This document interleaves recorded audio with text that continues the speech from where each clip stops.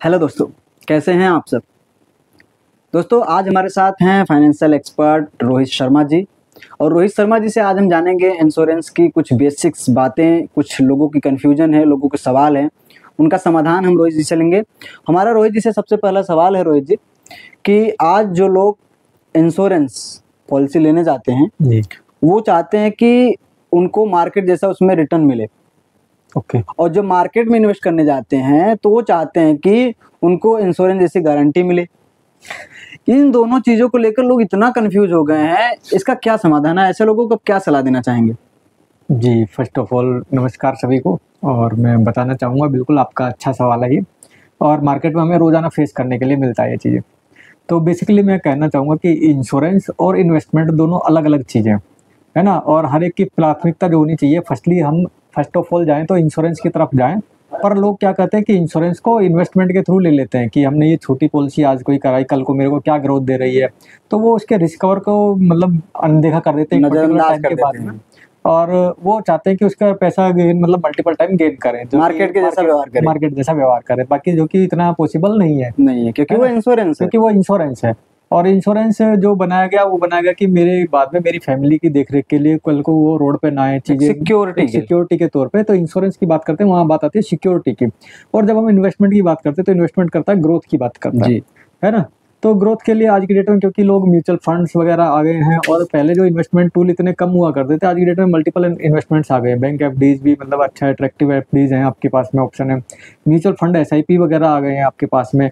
उसके अलावा कुछ पोस्ट ऑफिस की योजनाएं हैं। जी। तो ये सब चीज़ों के इनके जब देखते हैं कि रेट ऑफ इंटरेस्ट, तो वो लोग वहाँ पे आके कंपेयर करने लगते हैं इंश्योरेंस को, हाँ। जो कि गलत है ना? तो इंश्योरेंस अपना काम अलग करता है, और इन्वेस्टमेंट के लिए अलग मल्टीपल एसेट्स हैं, इन्वेस्टमेंट इंस्ट्रूमेंट्स हैं। जी।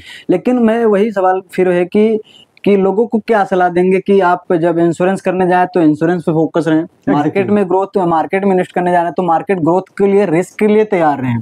देखिए, इसके लिए मैं कहना चाहूँगा बिल्कुल, एक कुछ कैटेगरीज है हमारे इंडिया में। तो फर्स्ट ऑफ ऑल तो मैं वही बात करता हूँ कि कुछ चीज़ें क्या होता है ना, सडनली हमारे लिए कि रोटी कपड़ा मकान एक नेसेसरी ज़रूरतें हैं। तो उसी तरह एक बेसिक नीड है, तो बेसिक सबसे पहले कि मैं इंश्योरेंस में जाऊँ, अपना एक जो भी मेरे पास लायबिलिटीज़ हैं, एटलीस्ट मेरे पास इतना इंश्योरेंस होना चाहिए कि मेरे बाद मेरी फैमिली कल को स्ट्रगल ना करे। ठीक है? जी। तो एक बेसिक पे फर्स्ट ऑफ ऑल तो मेरे को इंश्योरेंस चाहिए। सेकेंडरी फिर मैं उसके बाद में मेरे पास ऑप्शंस है, मैं मल्टीपल कहीं भी जाके ग्रोथ में जाऊँ, चाहे वो रियल एस्टेट हो आपका, या म्यूचुअल फंड्स हो, डायरेक्ट इक्विटी है, शेयर्स हैं, तो वो कहीं भी जाके आप इन्वेस्टमेंट कर सकते हैं। जी। तो रोहित जी, आपने जैसा बताया जी। कि लोगों को इंश्योरेंस का काम इंश्योरेंस से लेना चाहिए, बिल्कुल। और मार्केट का काम मार्केट से लेना चाहिए। और मार्केट का काम अगर मार्केट से ले रहे हो तो उसके रिस्क के लिए भी तैयार रहो। एग्जैक्टली, बिल्कुल सही बात है। क्योंकि देखिए, मार्केट है, मार्केट हमेशा वर्सटाइल रहता है, कभी ग्रोथ है, कभी डाउनफॉल है। तो मार्केट है तो अप एंड डाउन्स हैं। पर हाँ, फिर भी कंपनीज ने आज की डेट में लोगों की ज़रूरतों को समझा है, इन चीज़ों को भी लेके। तो कंपनीज ने क्या करा है, लाइफ इंश्योरेंस कंपनीज हमारे यूलिप प्रोडक्ट लेके आ गई हैं, जो कि कॉम्बिनेशन है मिक्स है। रिस्क और इंश्योरेंस का। तो उसमें क्या करते हैं कि आपको इंश्योरेंस भी दे देते हैं, 7 टाइम्स आपको इंश्योरेंस भी मिल जाता है, और साथ ही साथ पैसा आपका वो रिस्क में उस प्रोफाइल में लग जाता है। तो LIC की ऐसी कोई प्लान पॉलिसी है जो जिसमें रिस्क हो और ग्रोथ भी हो और सिक्योरिटी भी हो? देखिए, बिल्कुल, फर्स्ट ऑफ ऑल LIC के पास में तो मल्टीपल जब बात करते हैं लोग, विश्वास का पात्र है, इतने 56 साल से ज़्यादा कंपनी हो गई है रनिंग करते हुए।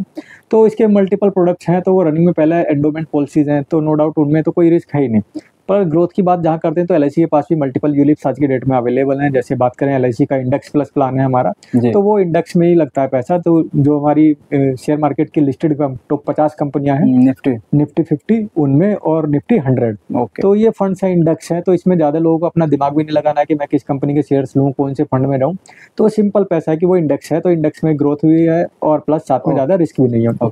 रोहित जी, मेरा दूसरा सवाल आपसे ये है जी। कि आज टर्म प्लान और एंडोमेंट प्लान, दो प्लान होते हैं। एग्जैक्टली। इन दोनों प्लान में सबसे ज्यादा लोग टर्म प्लान की तरफ बढ़ रहे हैं। ठीक है। तो टर्म प्लान एंडोमेंट प्लान में बेसिक अंतर क्या है? लोगों को कौन सा लेना चाहिए और कौन से लोगों को कौन सा लेना चाहिए? सबसे बड़ा सवाल, किसको कौन सा लेना चाहिए? ओके। क्योंकि आज कोई भी टर्म प्लान ले रहा है, कोई भी एंडोमेंट प्लान ले रहा है, लेकिन उसको जो लेने का तरीका है, कब लेना चाहिए, कैसे लेना चाहिए, क्यों लेना चाहिए, वो लोगों को क्लियर नहीं है। तो टर्म प्लान और एंडोमेंट प्लान में बेसिक अंतर क्या है? जी, बिल्कुल, मैं बताना चाहूँगा। देखिए, टर्म प्लान जो है लोगों को एक आज की डेट में मार्केटिंग कैंपेन चलते हैं और जो अवेयरनेस आई है, तो आपकी डेट में आज की डेट में आप सीएनबीसी आवाज़ या टीवी चैनल्स वगैरह देख रहे हैं, तो वो वहाँ पे क्या है डाला है कि आप इंश्योरेंस के नाम पे केवल आप टर्म इंश्योरेंस ले लीजिए जी। और जब पैसे ग्रोथ की बात आ रही है तो म्यूचुअल फंड्स वगैरह में आप इन्वेस्टमेंट कीजिए। जी। तो मैं उन्हें गलत नहीं ठहराऊँगा क्योंकि हर एक फाइनेंशियल एक्सपर्ट के लिए चीज़ें ठीक है, वो ठीक है, वो भी ठीक है। पर क्या होता है कि हर एक के हिसाब से आपकी ज़रूरतें अलग हैं, मेरी ज़रूरतें अलग हैं, मैं कितना रिस्क बियर कर पाऊँगा, आप कितना रिस्क बियर कर पा रहे हैं, तो ये सब चीज़ें ध्यान में रखने वाली बात है। तो जो हमारा मिडिल क्लास है या लोअर मिडिल क्लास है, कुछ गरीब तबके का आदमी है, तो वो सब ये मार्केट रिस्क के बारे में नहीं समझता। तो कल को यदि उसका पैसा बढ़ जाता है, तो वो 2 मिनट में खुश भी हो जाता है और जब पैसा उसका डूबता है, तो उसी चीज़ को वो नेग्लेक्ट भी कर देता है, कहता है ये चीज़ें खराब है या फला कंपनी खराब है। जी। तो ये एंडोमेंट जो पॉलिसीज़ हैं, ये मतलब बड़े और छोटे के लिए भी तो है ही है कि एंडोमेंट पॉलिसीज़ क्या करते हैं कि आपका जो पैसा आपने मार्केट में लगाया, वो इंश्योरेंस के साथ-साथ आपके पैसे को भी सेफ रखती है कि कल को कुछ पैसा आपको बढ़ा के भी दे रही है। एक जस्ट लाइक अ डेब्ट फंड आप इसे समझ सकते हैं। जी। तो आपका पैसा यहाँ पे साथ-साथ कुछ पैसा आपको ग्रोथ भी कर रहा है और साथ ही आपको एक रिस्क कवर का बेनिफिट मिल रहा है। जी। टर्म प्लान हमारा आज की डेट में मैं जैसे बताया कि अभी मार्केटिंग एंड टीवी एड्स इस पे बहुत असर डालती हैं। तो टर्म प्लान क्या होता है, एक तो सस्ता होता है प्लस इसमें आपका रिस्क कवर थोड़ा अच्छा मिल जाता है। हाई होता है रिस्क कवर। मतलब बहुत हाई होता है, देखने में सुनने में बड़ा अच्छा लगता है। चाय के कप में आप मतलब जो करोड़ों रुपए का आप देखते हैं, तो पॉलिसी बाजार की एड्स देखते हैं, तो वहाँ पे आपको करोड़ों में आपको रिस्क कवर मिल जाता है। और वो भी एक अच्छी बात है कि कम से कम लोगों में इतना अवेयरनेस होना चाहिए। और टर्म प्लान भी यदि कम से कम जा रहे हैं, एक छोटा एक सस्ता इंश्योरेंस मिल रहा है उन्हें अपने आपकी फैमिली को सिक्योर करने के लिए, तो टर्म प्लान भी जरूर लेना चाहिए। तो टर्म प्लान लोग ले तो लेते हैं मार्केटिंग एड्स देख करके या फिर किसी एक्सपर्ट या किसी के कहने से, दोस्तों के कहने से या फिर कुलीग के कहने से जो पैसा कमा रहे हो टर्म प्लान ले लेते हैं 1 करोड़ का, 200 रुपये 250 रुपये महीने के हिसाब से 1 करोड़ का ले लेते हैं। एड्स आते हैं ऐसे, मैं नहीं दावा कर रहा। जी। तो लोग ले तो लेते हैं, लेकिन उसको कितना चला पाते हैं उसके बारे में बताएं। देखिए, हाँ, ये भी अच्छी बात है। हम इंडियन मार्केट में बैठे हुए हैं, तो जहाँ हम बात करते हैं कि एक इंश्योरेंस पॉलिसी की मल्टीपल चीज़ों में तो प्रोडक्ट में भूल जाइए, क्योंकि आज की डेट में लोग लग्जरी की तरफ ज़्यादा जा रहे हैं। हाँ। और जहाँ मैं ये आप टर्म इंश्योरेंस की ही बात नहीं कर रहा, मैं बात करता हूँ हेल्थ इंश्योरेंस पॉलिसीज़ की भी। तो जहाँ पॉलिसी 2-4 साल चलती है और बंदा बीमार ना पड़े हेल्थ इंश्योरेंस में, तो वो कहता है कि मैं बीमार नहीं पड़ने वाला हूँ, तो मैं ये पैसा ये वेस्ट जा रहा है। तो वो उसे मतलब अवेयरनेस को बैक ऑफ द माइंड समझता तो है चीज़ें, पर कहीं ना कहीं जो आसपास के सर्कमस्टांसेस है या चेंज है, तो वो उस पैसे को दिमाग को क्या करता है, लग्जरी में या कहीं घूमने फिरने में लगा देता है। बल्कि वो इसके लिए चीज़ें कभी कभी वो कहता है कि ये बेकार लगने लगती है क्लाइंट को। हम भी ये फेस करते हैं चैलेंज, और लोगों को समझाना हमारे लिए भी थोड़ा चैलेंजिंग होता है कुछ समय के लिए, उन्हें पर्टिकुलर में कि उन्हें इस चीज़ को बताना, बार बार उन्हें रिमाइंड दिलाना कि ये आपके लिए बेनिफिशियरी वाली चीज़। लेकिन अगर जैसे कोई उन्होंने टर्म प्लान ले लिया और 5 साल भरा, तो उससे अभी उनको क्लेम तो मिला नहीं, ठीक है, तो उनसे उसका क्या नुकसान हुआ?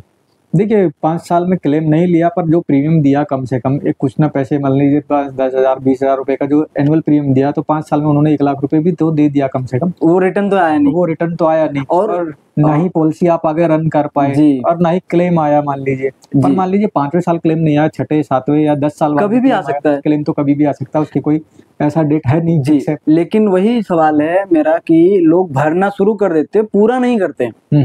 अगर मान लो पूरा नहीं कर पाया, 5 साल भरे, 20,000 रुपए के हिसाब से मान लो आपने 1 लाख रुपए भर दिया 5 साल में, ठीक है, लेकिन आपने टर्म प्लान को तोड़ दिया, आपको कुछ नहीं मिला। लेकिन अगर यही चीज आप एंडोमेंट प्लान में किए होते, मैं जस्ट उदाहरण ले रहा हूँ जी, कि अगर आप 5 साल टर्म प्लान न लेकर के एंडोमेंट प्लान, छोटा ही प्लान लिए होते और 5 साल भर के नहीं भर पा रहे या छोड़ दिए होते, तो भी आपका 1 लाख रुपए में से तो बहुत ज्यादा पैसा तो आ ही जाता। जहाँ पे कुछ नहीं आया वहाँ पे तो आपको बहुत सारा पैसा रिटर्न हो सकता था। एग्जैक्टली मैं मानता हूँ 20,000 रुपए के ब्याह पे आपका वहाँ पे, जहाँ मान लीजिए 50 लाख या 1 करोड़ रुपए का टर्म इंश्योरेंस था, यहाँ पे बेशक समय छोड़ आपका 2 लाख 4 लाख 5 लाख कुछ होगा जी। तो यदि पॉलिसी इस तरह की टर्म एंडोमेंट में नहीं रन कर पा रही है, तो उस केस में पॉलिसी रिड्यूस पेड अप हो जाती है, पूरा पैसा आपका खत्म नहीं होता है। यहाँ पे यदि पॉलिसी ने आपका 1 साल का भी पैसा आपने दिया है, तो उस पर कुछ ना कुछ कंपनीज आपका रिड्यूस पेड अप में चली जाएगी पॉलिसी, और कुछ ना कुछ इंटरेस्ट उस पर मिलता रहेगा आपको, तो यहाँ आपके पैसे का लॉस नहीं होता है जी। मैं यही कहना चाह रहा हूँ कि लोग आज टर्म प्लान ले रहे हैं लेकिन भर नहीं पाते और अपना नुकसान कर बैठते हैं। Exactly. तो उन्हें टर्म प्लान कब लेना चाहिए? पहले एंडोमेंट प्लान की फुलफिल कर लेनी चाहिए ना, उसके बाद टर्म प्लान डिसाइड करना चाहिए, ताकि जो है वो आगे ग्रोथ करें और भर पाए तो भी ठीक, ना भर पाए तो भी ठीक। क्योंकि टर्म प्लान तो एक डेथ के लिए हम लेते हैं, हमारे यहाँ जो कॉन्सेप्ट है, जो एक लोगों की मेंटेलिटी है कि हमारे जाने के बाद ही मिलेगा, तो उनको ये चीज प्लान लास्ट में करनी चाहिए, सबसे पहले यही करना चाहिए सारे प्लानिंग में। अगर वो फाइनेंशियल प्लानिंग कर रहे हैं तो सबसे पहले टर्म लेना चाहिए, सबसे लास्ट में टर्म लेना चाहिए? देखिए, फाइनेंशियल प्लानिंग की बात कर रहे हैं, सबसे पहले हम इंश्योरेंस की बात कर रहे हैं, तो उसमें हमें टर्म प्लान बिल्कुल ज़रूर अपने उसमें ऐड करना चाहिए। पर साथ ही साथ आप बात कर रहे हैं, जैसे मैंने बात किया कि पैसे को जो ये गारंटी ना हो, तो इनका कॉम्बिनेशन लें आप, है ना? टर्म इंश्योरेंस के साथ ले ही लें, प्लस उसमें कुछ आप एंडोमेंट पॉलिसीज भी ज़रूर ऐड करें, ताकि आपका जो पैसा है वो ना जाए और आपकी एंडोमेंट पॉलिसी आपको उसे कवर अप कर ले। मैं वही कहना चाह रहा हूँ कि सबसे पहले अपनी बेसिक नीड पूरी कीजिए, फिर अपनी फैमिली के लिए एक ह्यूज अमाउंट का जो आप टर्म प्लान ले रहे हैं, बड़ा अमाउंट का टर्म प्लान ले रहे हैं, उसके लिए प्लानिंग करें। एग्जैक्टली। तो अब यहाँ पे बात प्लानिंग की हो रही है, तो लोग आजकल जो है अपने मन से ही बिना प्लानर के ही प्लानिंग कर ले रहे हैं। ठीक है। मतलब ऐसा कि जैसे कोई घर बनाना हो, बिना घर के डिजाइनर से ही घर का खुद ही डिजाइन तैयार कर ले रहे हैं और घर बनाना शुरू कर दे रहे हैं। तो आज लोग बिना फाइनेंशियल एक्सपर्ट के राय लिए, बिना फाइनेंशियल एडवाइजर के राय लिए खुद ही फाइनेंशियल एडवाइजर बन जा रहे हैं, और तो उन्हें दिक्कत होती है। तो ऐसे में आपसे ये सवाल है कि फाइनेंशियल एडवाइजर की जरूरत कितनी है और क्यों है? देखिए, बिल्कुल आपका बहुत अच्छा प्रश्न है और इसके बारे में लोगों को सोचना भी चाहिए। लोग सोचते भी नहीं। क्या करते हैं आज की डेट में, इन्वेस्टमेंट में इंडिया में बात करते हैं, तो आज की डेट में पहले क्या होता था, जॉइंट फैमिलीज हुआ करती थी, तो उनमें घर के बड़े बूढ़े कुछ फैसला लिया करते थे जी। ठीक है। तो जो भी होता था फैसले एक समझदार आदमी के हाथ में चीजें होती थी, पर आज की डेट में लोग अलग अलग हो गए, लग्जरियस की तरफ ज्यादा चले गए हैं चीजें। और फाइनेंशियल प्लानिंग की बात करते हैं तो वो क्या करते हैं कि अपना कहीं ना कहीं एक दूसरे को कम्पीट करना चाहते हैं अपने पड़ोसी से, कि पड़ोसी के पास कौन सी गाड़ी है, पड़ोसी किस तरह लाइफ स्टाइल को जी रहा है, तो वो उसे क्या करते हैं, उसे कम्पीट करने की कोशिश करते हैं।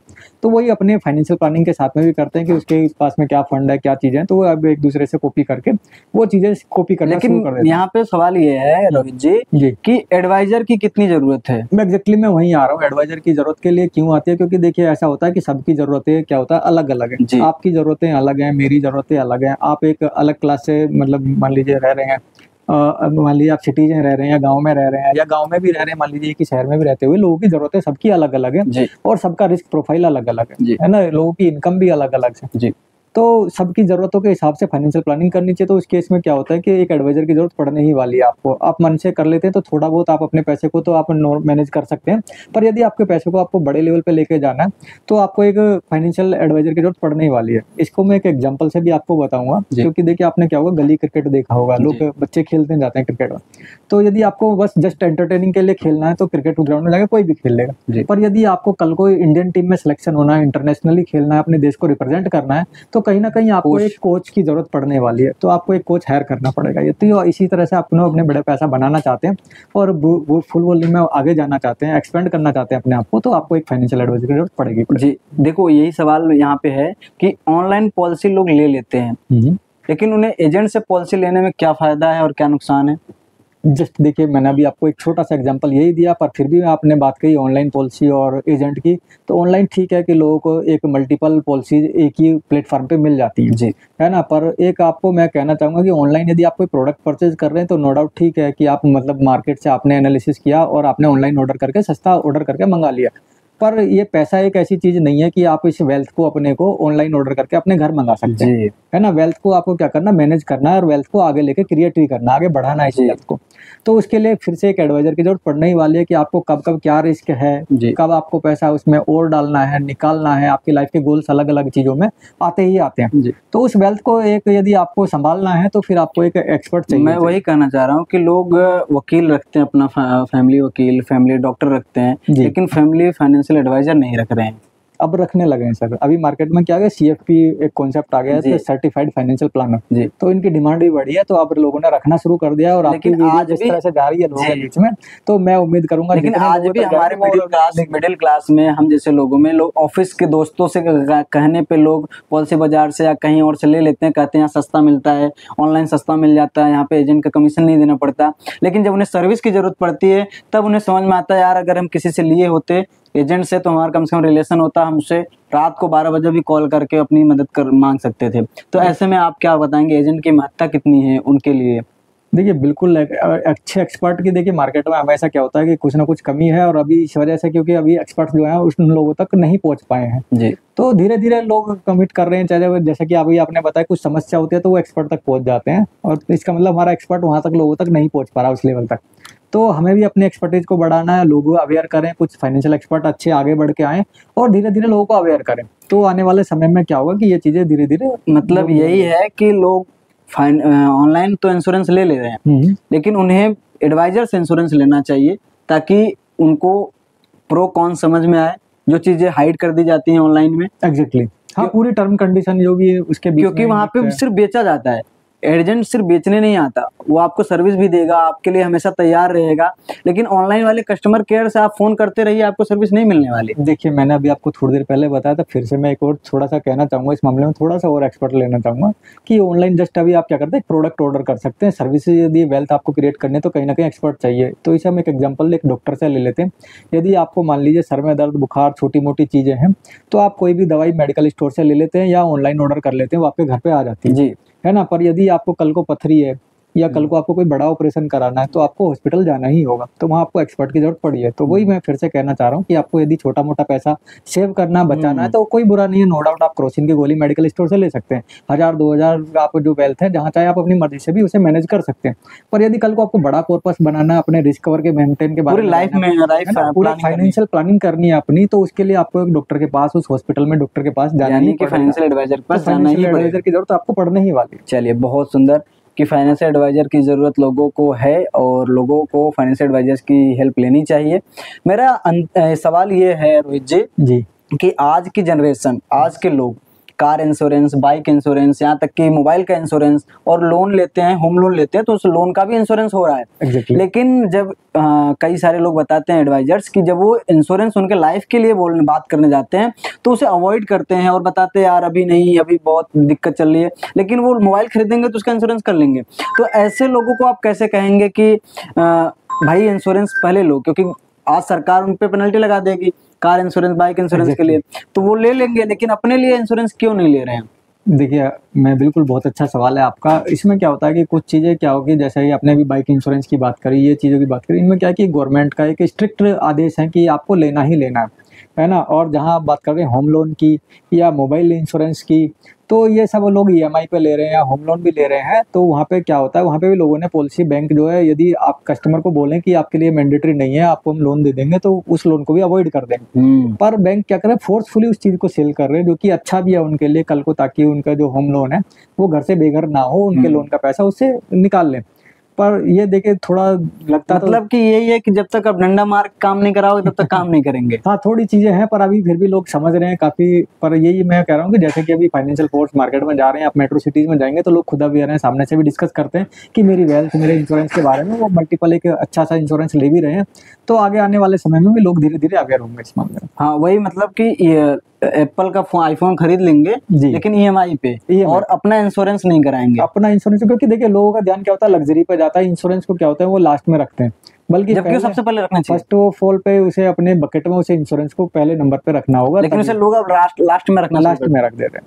ये सबसे बड़ी जो है लोगों के आज की दिक्कत है। एग्जैक्टली। तो आज लोगों को पैसा बचाने के लिए आप कैसे सलाह देंगे? आप देखिए, पैसा बचाना है, सही बात है। जब आप कमाना शुरू करते हैं तो मैं तो यही कहूँगा आप तभी से बचाना शुरू कीजिए, और अपना रिस्क बकेट, क्योंकि एक जब अर्ली एज में आप स्टार्ट करते हैं तो उस समय पे आपका रिस्क प्रोफाइल अच्छा होता है कि आप उस समय ज़्यादा रिस्क ले सकते हैं। तो उस समय में कम से कम जो भी आप 10% 20% अपना पैसा बचाएंगे तो उन्हें मल्टीपल एसेट्स में बांट के रखें। तो थोड़ा 10% पैसा आप सेविंग्स में जाएं, बाकी आप उस पैसे को बाकी को रिस्क में लगाइए, कहीं भी लगाइए, वो आपके ऊपर डिपेंड करेगा। बाकी एक सर्टिकुलर एज के बाद में, जब आपके कल को शादी हो जाए, बच्चे हो जाएं, या एक मान लीजिए आपका रिटायरमेंट पास आने वाला है, उस समय में आपकी ज़्यादा रिस्क नहीं ले पाएंगे। तो उस समय पे आप क्या करेंगे, ज़्यादातर पैसा अपना सेविंग्स में जाइए और बाकी मार्केट में आप कम से कम पैसा दें। तो आज के जो जनरेशन्स है, आज के जो लोग हैं 20 से 25-30 साल की उम्र वाले लोग, उनके लिए यही है कि वो सबसे पहले सेविंग शुरू करें, सेविंग स्टार्ट करें, बिल्कुल। और जितना अर्ली आप जल्दी कमाना शुरू कर रहे हैं, उतनी जल्दी आप इन्वेस्ट करना भी शुरू कीजिए, ताकि आप तभी आगे जाके एक बड़ी वेल्थ बना पाएंगे। सबसे सिंपल और सबसे साधारण यही है कि आज से ही शुरू करें। दोस्तों, आपको वीडियो कैसा लगा कमेंट करके जरूर बताइए। आपकी कोई भी परेशानी है आप जरूर कमेंट कीजिए, हम अपने एक्सपर्ट से आपके लिए समाधान लेकर आएंगे, और अपनी राय दीजिए और क्या क्या आप जानना चाहते हैं, क्या दिक्कत परेशानी है आपको इंश्योरेंस पॉलिसी से लेकर के रिलेटेड, वो आप कमेंट करके जरूर बताइए। चैनल को सब्सक्राइब करना ना भूलिए। Thank you.